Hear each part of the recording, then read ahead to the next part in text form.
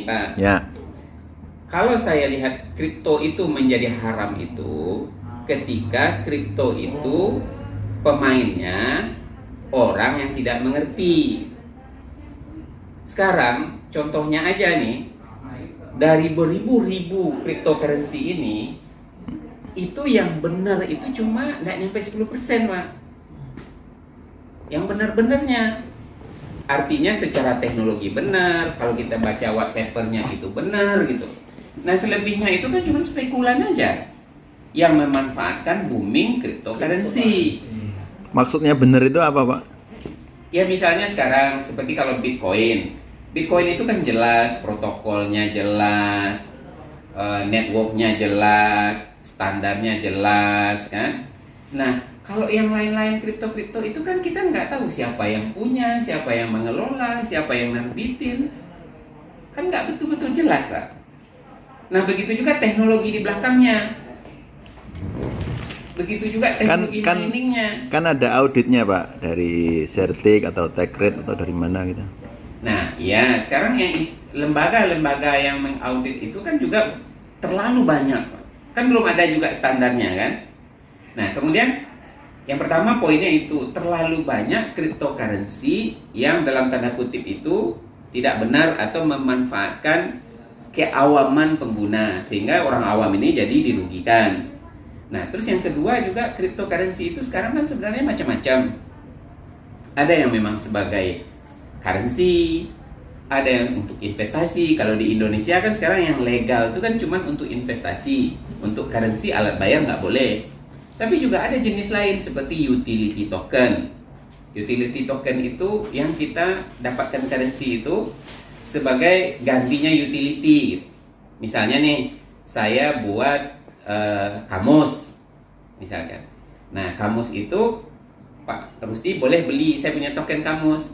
Nah, nanti setiap menggunakan kamus itu menggunakan token itu gitu. Tetapi ketika nanti bisnis itu berkembang, token itu juga bisa diperjualbelikan. Nah itu utility token. Kemudian ada lagi security token. Security token itu sama kayak saham Pak. Misalkan saya bikin perusahaan.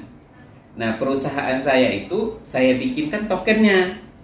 Setiap orang bisa beli. Jadi kayak saham gitu Pak. Saya kalau Pak Nadi beli token itu 10. Nah harganya satu tokennya 10.000. Berarti nginvest ke saya 100.000 gitu. Ada lagi yang gitu. Nah nanti ketika dia sudah ada sirkulasi, jadi kan harga mekanisme pasar di situ. Kalau mekanisme pasar itu membuat token itu jadi naik, ya Pak Nadi untung bukan saja dari dividen perusahaan yang Pak Nadi modali ini, tapi juga dari kenaikan harga saham. Sama juga sebenarnya kayak saham konvensional. Tetapi karena cryptocurrency ini mudah dialihkan, dipindah tangankan, jadi dia lebih liquid. Kalau beli saham di BEJ kan tidak liquid, lebih tidak liquid. Tapi kalau token kapanpun kita mau jual, tengah malam pun kan bisa. Nah, kemudian ada lagi token yang misalkan kayak collectible token gitu, itu yang NFC. Jadi token yang untuk, nah itu NFC ini banyak lagi jenisnya Pak. Misalkan sekarang untuk misalkan UAD, ijazah kita mau tokenkan. Nah bisa juga, jadi setiap ijazah itu ada kode uniknya gitu. Nah kemudian apalagi misalkan seperti lagu-lagu gitu, karya-karya cipta gitu. Atau termasuk juga video Pak Rusdi, setiap video itu ditokenkan gitu, bisa juga. Nah kemudian macam-macam kalau yang NFC ini. Nah kemudian ada lagi token yang sekarang yang dibikin oleh negara. Kan ada lagi sekarang Pak, Bank Sentral mau bikin uang juga, tapi uang kripto. Nah itu lebih terjamin lagi. Biasanya mereka di-pack, istilahnya di-pack gitu. Jadi misalkan dengan uang rupiah atau dengan mata uang tertentu. Jadi itu seperti fiat money gitu, diterbitkan oleh negara. Cuman bedanya dia tidak bisa dipegang, tidak seperti banknote. Banknote kan uang kertas gitu. Nah kalau ini uang kripto tapi ada negara yang membackup. Nah itu Pak. Terus ada lagi token itu yang untuk misalkan resource. Misalkan kita punya stok minyak. Nah minyak bumi kita ini di token kan juga bisa Pak. Bahkan resource itu seorang pemain band atau pemain gitar yang memang tangannya itu berharga, dia jadikan token lagi bisa juga Pak. Jadi terlalu banyak itu. Nah sekarang ketika kita mengatakan haram, nah kan susah tuh. Yang haram yang mana gitu. Masa kalau misalkan besok saya mau semua ijazah UAD atau jurnal-jurnal kita ini semua kita tokenize gitu kan? Atau konsep yang misal saya yang bikin public tube yang mentok itu Pak. Saya misalkan konteksnya misalkan orang kalau kayak sekarang YouTube. Kita kan kalau nonton YouTube nggak dapat apa-apa. Tetapi YouTube itu kan dapat iklan Pak. Kita dapat ilmu, Pak. Nah Pak Rusdi dapat iklan kan sedikit aja dari potongan itu. Nah bagaimana kalau uang itu didistribusikan ke penonton yang beribu-ribu itu atau beratus-ratus ribu itu dengan teknologi token itu? Nah apakah itu haram juga? Kan? Nah ini makanya sekarang kita seluruh dunia kan masih bingung Pak soal blockchain ini. Jadi menurut saya terlalu cepat kita mengharamkan itu.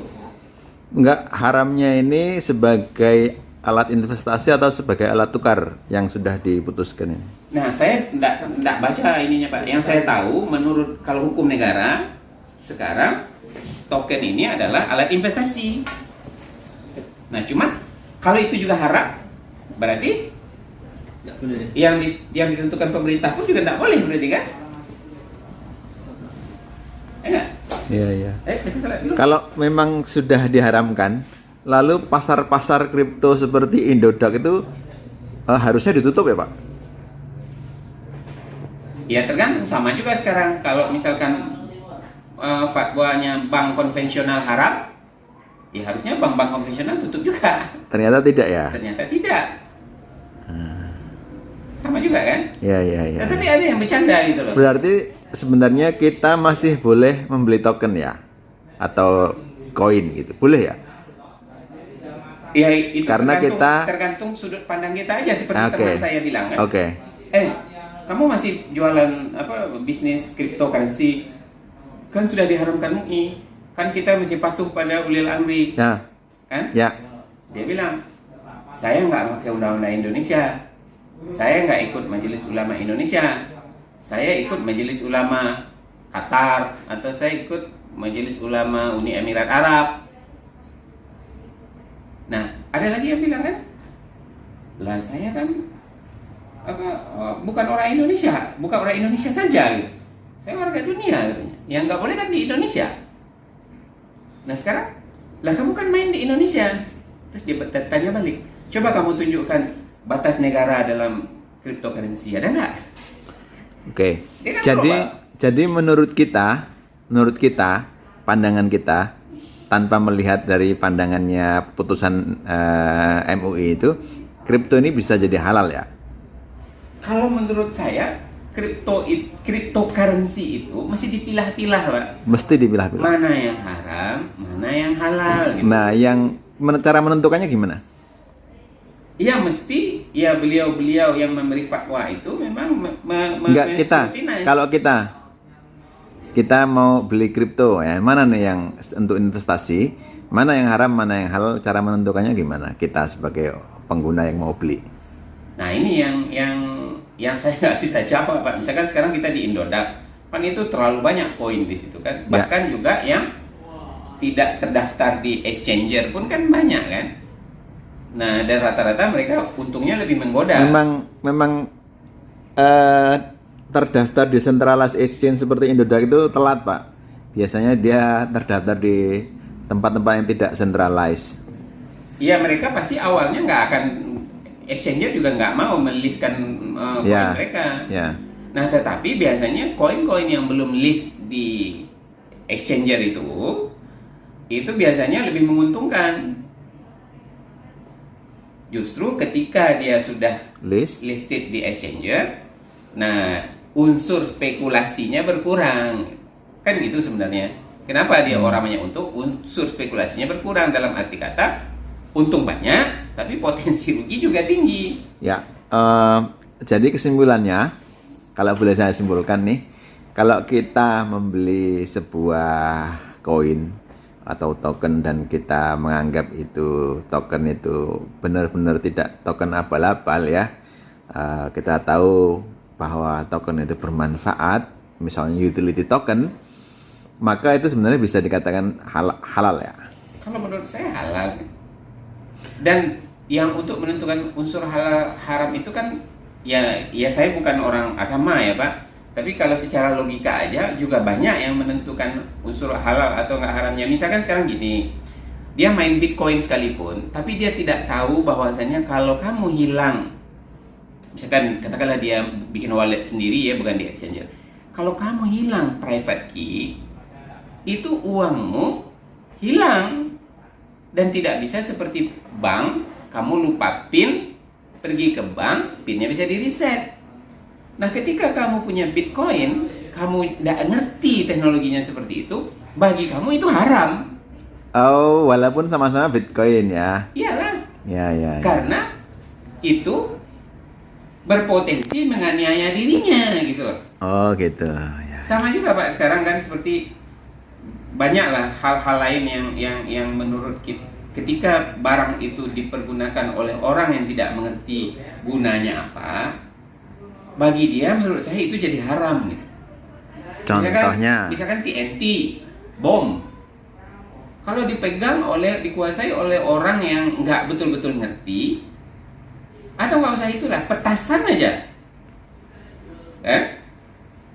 Untuk apa nih petasan? Untuk buat bom ikan. Tapi dia nggak tahu cara ngeraciknya itu gimana. Salah-salah nanti kan rumahnya kebakar kan?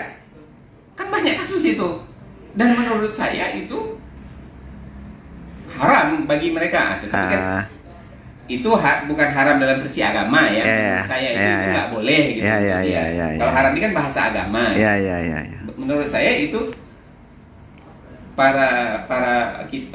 kita berharap ulama-ulama yang memberikan fatwa itu juga berpikirnya seperti itu Pak. Jadi case by case. Dan ini persoalan memang sekarang dalam teknologi disruption ini memang kita mesti lebih banyak lagi orang-orang Islam atau ulama-ulama kita yang memang belajar teknologi gitu Pak. Belajar teknologi. Nah, kelemahan kita sebagai orang muslim kan itu Pak, tidak banyak kita yang betul-betul menguasai. Tapi mengapa mereka berani memutuskan sesuatu kalau mereka tidak menguasai Pak? Karena saya juga nggak salahin MUI mengharamkan itu, karena betapa banyaknya orang yang sekarang sudah rugi, sudah teraniaya gara-gara karena kasus itu, hanya melihat kasus itu ya. Iya, jadi sekarang banyak yang rakpul misalnya, tokennya tiba-tiba turun drastis gitu. Banyak yang dirugikan karena banyak korban, kemudian ini haram sajalah gitu ya. Haram saja. Ya. Tetapi kan akhirnya itu menutup peluang untuk perkembangan ya. Memang benar-benar gitu. Dia mau belajar, dia mau mengetahui. Dia mau memang berbisnis dengan betul. Tertutup peluangnya. Begitu juga pinjol. Pinjol itu menurut saya juga sebenarnya kalau dilakukan dengan betul sebagai bisnis fintech, ya malah bagus kan? Apalagi kalau berbasiskan blockchain yang dia bisa peer to peer kan, antara orang dengan orang, itu kan bagus. Artinya kan dia, orang yang meminjam tidak perlu membayar bunga yang sangat mahal. Tetapi ketika pinjol sekarang itu sudah banyak menganiaya orang, pinjol yang itu kan memang rentenir Pak itu. Iya, jadi ya MUI ya udah haram aja. Kalau fintech kan tidak rentenir ya, ada regulasinya ya. Ya sama aja Pak, sama aja sekarang. Fintech ada regulasinya, tetapi kan terlalu banyak. Nah, makanya saya bilang tadi, dengan kemajuan teknologi ini, yang pinjol itu bisa disebut fintech juga ya? Iya dong. Walaupun cuman kecil-kecilan, cuman lokalan di daerah situ saja. Gitu. Dan dalam teknologi disruption ini, contohnya fintech ini, teknologi itu apabila dia sudah berkolaborasi dengan bisnis model, bisnis konsep, dia itu bisa rupanya banyak-banyak, rupanya macam-macam gitu. Jadi bukan pinjaman uang biasa aja. Teknologi dikombinasikan dengan bisnis model, rupanya bisa banyak, wujudnya bisa banyak. Nah, mesti dipilah yang mana yang haram, yang mana yang halal gitu. Nah, kalau nggak gitu, yang main haram aja gitu kan, tertutup juga peluang orang Iya, untuk iya, mendapatkan keuntungan atau faedah daripada fintech itu. Iya, iya, iya. Baik orang yang menggunakan sebagai user ataupun orang yang technopreneur di fintech. Mestinya fatwa MUI itu ada jikanya ya. Haram hukumnya cryptocurrency jika satu begini digunakan misalnya tidak tahu apa-apa, dua seterusnya, tiga apa gitu ya. Nah, ada begitu ya, seharusnya ya. Ya itu dalam sisi Sehingga kalau jikanya tidak terpenuhi ya sudah kita nggak apa-apa, halal boleh gitu. Nah begitu juga harusnya pemerintah kita juga cepat membuat regulasi tentang teknologi blockchain atau yang berhubungan dengan cryptocurrency ini. Sebab walaupun memang itu harus ditunggu stabil. Kenapa kan stabil? Sebab ini teknologi ini hidup kan. Jadi harusnya pemerintah kita membuat regulasi itu sekarang statusnya sampai mana gitu. Yeah. Kayak kita mau jalan nih dari sini mau ke Surabaya. Yeah. Nah sekarang kita sampai mana? Sampai Madiun. Gitu. Yeah. Ya udah, regulasinya sampai Madiun aja. Nanti kalau 2 tahun kemudian sudah sampai dekat-dekat dengan misalkan Sidoarjo, ya udah bikin lagi regulasi baru. Kalau di Malaysia itu ada syariah coin itu? Nah, kalau di Malaysia yang saya tahu syariah itu juga belum dilegalkan negara. Belum ya? Belum. Tetapi mereka punya rambu-rambu di bank sentralnya dan institusi-institusi yang mengontrol fintechnya itu. Nah, walaupun memang dia tidak langsung mengatakan regulasi untuk syariah compliance currency, tapi banyak undang-undang lain dan peraturan-peraturan lain yang mengikat.